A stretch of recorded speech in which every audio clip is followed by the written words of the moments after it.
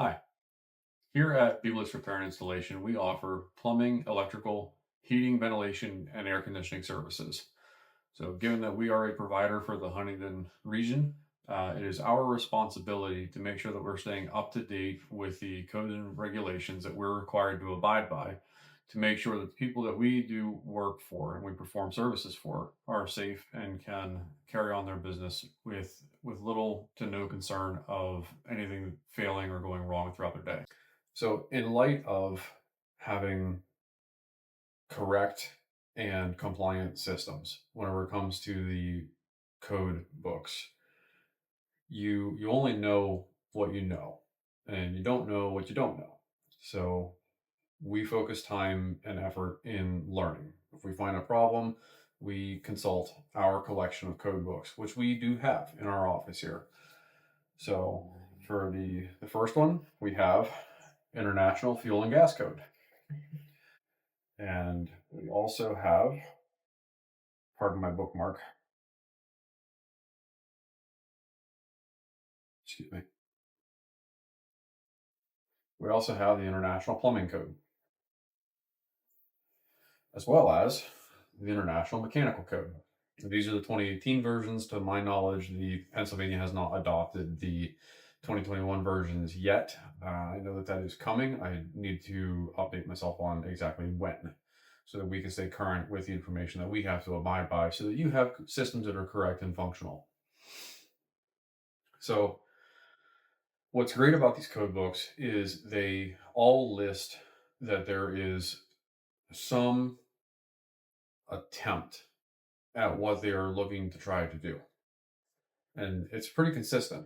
So, for example, the International Mechanical Code reads Section 101, General. Section A, 101.3, Intent.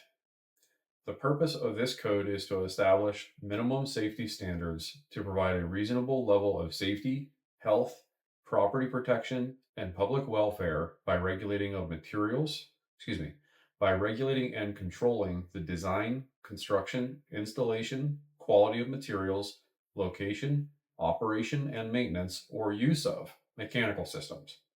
So that's the IMC. Wonderful thing about codes is that they're fairly consistent. So if I look at the IPC, the International Plumbing Code, it's basically the same thing. In fact, it is exactly the same read until you get to operation and maintenance or use of plumbing equipment and systems. So on one hand, we have mechanical systems, and then we have plumbing equipment and systems, and you will never guess what the International Fuel and Gas Code says. Fuel gas systems. Shocker. So those are the three books that we probably reference the most for all of the work that we do. That deals with the plumbing requirements, the fuel requirements, because we work with propane, natural gas. We work with potable water systems. We work with wastewater systems for the plumbing side of things. We work with heating equipment, which has fuel lines. It has ventilation lines. There's duct. There are pressurized line sets, pressurized piping systems that we work with. So that's the mechanical code aspect of this. And a lot of the work that we do is residential. We do offer commercial as well, but it's predominantly residential. So this is where it becomes extremely important for us to have the International Residential Code. So right here, International Residential Code for 1 and 2 family dwellings. Now there are limitations to this. Obviously, it's for residential 1 and 2 family dwellings. So this is not like a one size fits all thing. This is not a universal code, which is why we have the independent code books for the applications that suit those requirements. So I'm going to take a moment to read the intent of the International Residential Code for 1 and 2 family dwellings. So Part 1, Scope and Application, Section R101 General, R101.3 Intent. The purpose of this code is to establish minimum requirements to safeguard the public safety, health, and general welfare through affordability, structural strength, means of egress facilities, stability, sanitation, light and ventilation, energy conservation, and safety to life and property from fire and other hazards attributed to the built environment, and to provide safety to firefighters and emergency responders during emergency operations. So you probably just checked out after the first three words of that. So here's what this means. This book makes sure that first responders, you, your family, your friends, your neighbor, even the neighbor you don't like, that are all safe. So folks who abide by this code book and do the minimum requirements of this code book are meeting the minimum requirements to keep you and the people in your community safe. So all the people that you love and hate will be able to be in their own home, streaming Netflix, watching whatever it is they want to do with a mug of hot chocolate and a bucket of popcorn if they so choose, in peace, knowing that everything's going to be fine because it was done properly. That's the minimum standard. Now, that being said, there's one part that I did kind of overlook on the cover of this book. On the cover of this book, it says that it includes the residential requirements from NFPA 70 NEC Electrical Code. Excuse me, it's National Electrical Code is NEC. Revision 2017. The electrical code designated for use with the I codes. I codes are the international codes. So that brings us to the NEC, the National Electrical Code. I had done a fair amount of electrical work, and I recognize there's still a fair amount of things that I need to learn about the electrical trade. This probably has my favorite intent and purpose written in this of any of the codes. The NEC is actually an NFPA standard, which is National Fire Protection Association.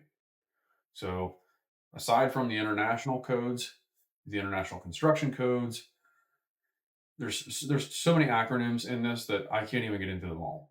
I love acronyms, but there's too many to keep track of. The main thing is there's a way for things get built. There's a way for things to be built and installed. And then there is the overarching safety association, which is the NFPA, that says, here's how we can safely utilize these pieces of equipment.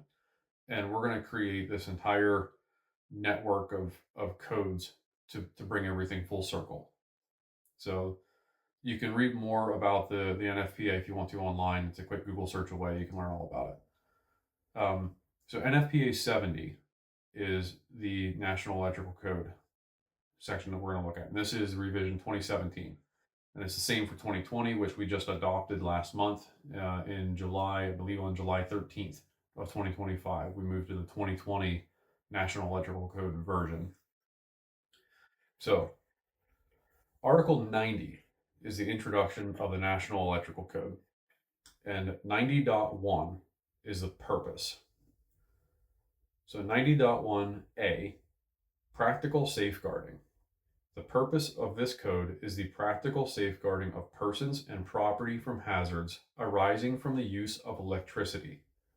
This code is not intended as a design specification or an introduction manual for untrained persons. B. Adequacy. This code contains provisions that are considered necessary for safety. Compliance therewith and proper maintenance result in an installation that is essentially free from hazard, but not necessarily efficient, convenient, or adequate for good service or future expansion of electrical use. You might take a second and think about what I just read. And you could think to yourself, okay, the safety aspect of that sounds great. But the fact that it's inefficient, it's not convenient, and maybe it's not going to be operating reliably all the time, or maybe it's not going to be suitable for expansion. Like those seem very unattractive, right? There is a quote from an electrical engineer that I really find resonates. And it is that electrical systems that are designed and installed in accordance with the National Electrical Code are not designed to be problem free and never fail. They are, however, designed that when they do fail, they fail in the safest possible manner to protect people and property. I felt that that was probably the best explanation of why we need to look at using these codes. People who do not abide by the code regulations are not meeting the minimum safety requirements to make sure that things fail in the safest way possible. You could guess, you could over engineer something thinking that it's going to be fine, and then it can still fail. The Titanic still sunk.